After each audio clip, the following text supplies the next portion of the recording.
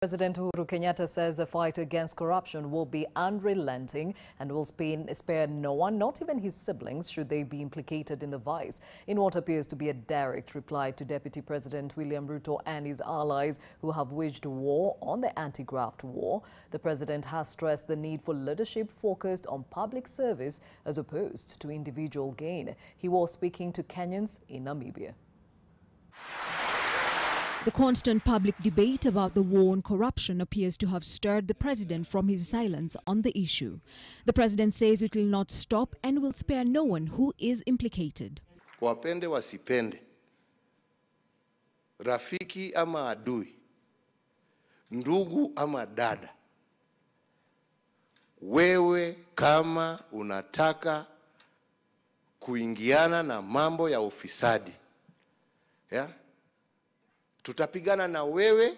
The president has of late come under attack from allies of the deputy president and the deputy president himself, who says the war against corruption is meant to curtail the DP's ambition to ascend to State House in 2022. There have been attempts to profile the political war waged against William Ruto to be the war on corruption.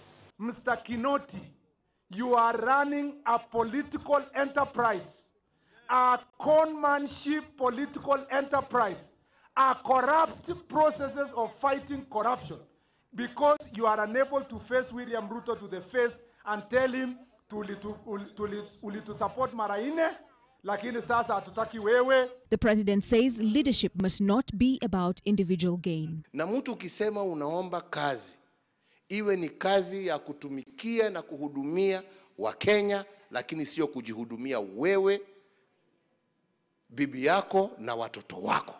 The president was speaking to Kenyans in Namibia, where he is currently on a visit. You can be my brother, you can be my sister, but you are an enemy of the Republic of Kenya, and we will fight with you. President Kenyatta also ordered for fast-tracking of a process that will enable Kenyans in the diaspora to get new generation passports in their country of residence easily without frustration and involvement of cartels. Why should these people be made to pay money to fly to Kenya just to get a passport in order to get back to work? The president assured Kenyans in the diaspora that the war against graft will continue in order to bring integrity to the public sector. Helen Aura, NTV.